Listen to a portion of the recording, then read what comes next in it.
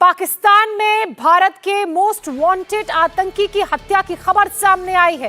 पाकिस्तान में आतंकी शाहिद लतीफ की गोली मारकर हत्या कर दी गई है। हालिया टारगेट किलिंग में पुलिस ने भारतीय खुफिया एजेंसी रॉ के मुलविस होने का दावा किया है। इसको इसकी मौत मिली या गोलियों से भूना गया। हमें चपेट पड़ती है ना बाहर से, फिर हम चीखे मारते हैं, वो देखो उसने ये कर दिया, ये कर दिया। जैश ए मोहम्मद के सेकंड मोस्ट सीनियर लतीफ को किस अज्ञात वर हमलावरों ने मार दिया। तो मैं पहले तो उन अज्ञात हमलावरों की जय करना चाहूंगी। Thank you so much.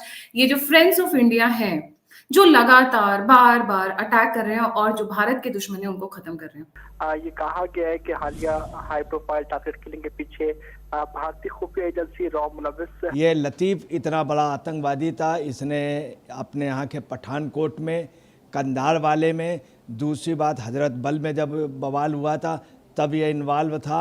तो वो इसमें कोई शक नहीं है कि इंडिया की कैपेसिटी बहुत सारी चीज़ों को, बहुत सारे ऑपरेशन कंडक्ट करने की, उनको एग्जीक्यूट करने की बहुत ज़्यादा बढ़ी है पिछले कुछ अरसे में। आप ये खुद भी आप देख सकते हैं कि जब भी इंडिया ने चाहा है 110% डेफिनेट ऑफ कोर्स इंडिया ने किया, इंडिया के आगे तो कुछ भी नहीं है।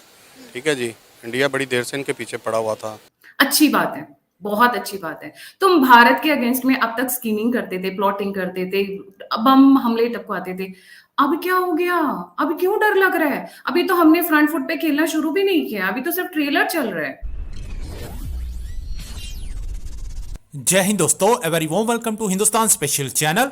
पाकिस्तान में भारत के मोस्ट वांटेड आतंकी शाहिद लतीफ की हत्या कर दी गई है। शाहिद पठानकोट हमले का मास्टरमाइंड था। अज्ञात हमलावरों ने सियालकोट में उसकी गोली मारकर हत्या कर दी। एनआईए ने यूपीए के तहत शाहिद के खिलाफ केस दर्ज किया था। वो भारत सरकार से लिस्टेड आतंकी था। शाहिद लतीफ पाकिस्तान के पंजाब प्रांत के गुजरांवाला का रहने वाला था। वह जैश ए मोहम्मद से जुड़ा हुआ था।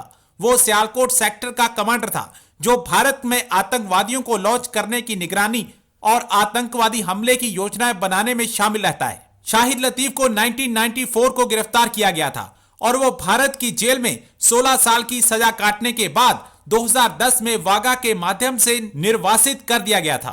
पंजाब पठानकोट में 2 जनवरी 2016 को जो हमला हुआ था उसका मास्टरमाइंड शाहिद लतीफ ही था। इसके अलावा शाहिद इंडियन एयरलाइंस के विमान हाईजैक करने के मामले में भी आरोपी था। जैश ए मोहम्मद के सेकंड मोस्ट सीनियर लतीफ को किस अज्ञात वर हमलावरों ने मार दिया।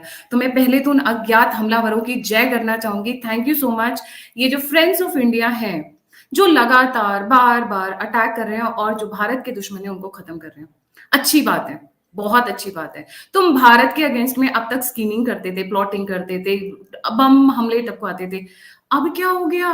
अब क्यों डर लग रहा है? अभी तो हमने फ्रंट फुट पे खेलना शुरू भी नहीं किया, अभी तो सिर्फ ट्रेलर चल रहा है, पिक्चर तो भी बाकी है दोस्त। अभी तो सिर्फ फ्रेंड्स ऑफ इंडिया आगे आए हैं। किसी दिन भारत की आर्मी आगे आगे तो क्या करोगे? और सच्ची में किसी दिन रॉ की साजिश इस तरीके के जो लोग टर्म यूज करते हैं, किसी दिन सच्ची में रॉ ने अगर फ्रंट फुट पे खेलना शुरू किया तो दुनिया का कोना तो छोड़ दीजिए, मून और वहां पर भी जाने की जगह नहीं मिलेगी आपको, चांद पर भी, क्योंकि चांद पर भी अब तो हमारा ही दबदबा है, शिव जी वहां तक भी पहुंच गए हैं। तो अब न्यूज के साथ शुरू करती हूँ। ये भाई साहब नहीं बोलूंगी, सॉरी रॉन्ग वर्ड हो जाएगा, सॉरी आई टेक बैक। ये राक्षस जिसके भी हम बात करने जा रहे हैं, जिसका नाम है लतीफ, ये जो थे, ये थे मसूद अजहर के साथ में, जैश ए मोहम्मद के सेकंड मोस्ट इंपॉर्टेंट हेड। 1994 में इनका अरेस्ट किया गया था। 5 लोग ये साथ में थे और इन्हीं को छुड़ाने के लिए कांधार अटैक किया गया था, जिसमें 5 लोगों को छुड़वा लिया गया था 89 पैसेंजर्स की एवज में। चाहे किसी भी सरकार ने किया हो, नहीं करना चाहिए था। इन 5 को छोड़ने के बाद जो जम्मू एंड कश्मीर में इन लोगों ने तबाही मचानी शुरू की है जैश ए मोहम्मद के सरगना बनने के बाद में, वो देखने लायक था।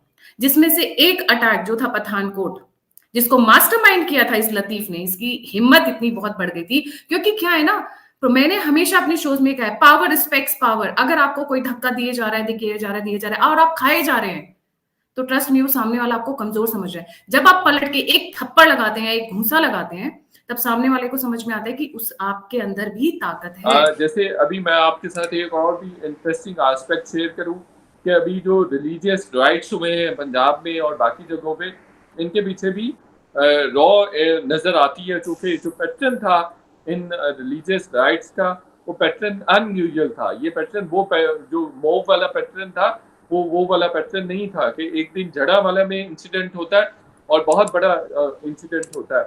और पूरी दुनिया का जो आलमी मीडिया, डेफिनेटली ये एक बड़ा इवेंट था।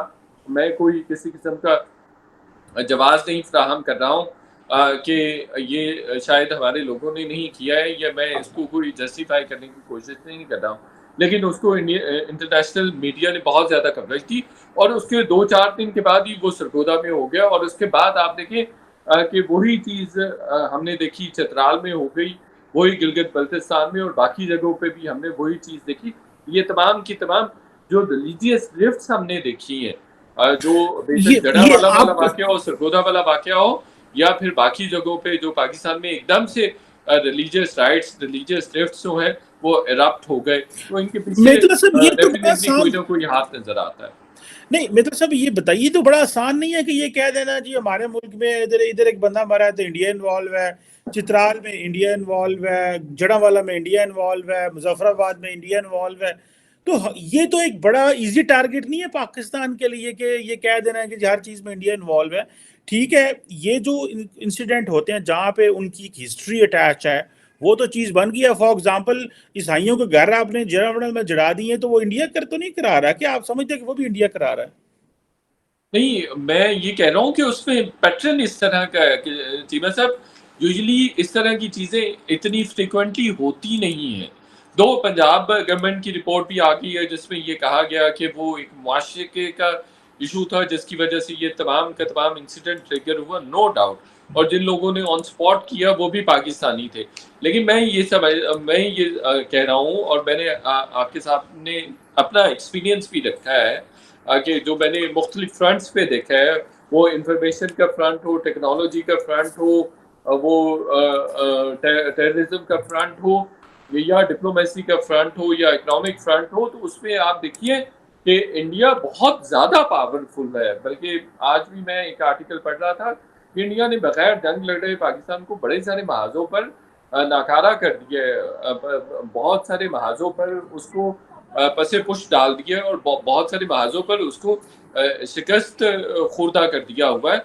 तो वो इसमें कोई शक नहीं है कि इंडिया की कैपेसिटी बहुत सारी चीज़ों को, बहुत सारे ऑपरेशन कंडक्ट करने की, उनको एग्जीक्यूट करने की बहुत ज़्यादा बढ़ी है पिछले कुछ अरसे में। आप ये खुद भी आप देख सकते हैं कि जब भी इंडिया ने चाहा है कि कोई दहशतगर्दी का वाक़या या कोई दहशतगर्दी की वेव ट्रिगर हो, एग्जीक्यूट हो, तो वो बड़ी आसानी से प्रॉक्सीज को यहाँ पे मैनिपुलेट कर लेता है। तो मैं ये कह रहा हूँ कि उनका नेटवर्क बहुत ज़्यादा स्ट्रॉन्ग है हर एतबार से।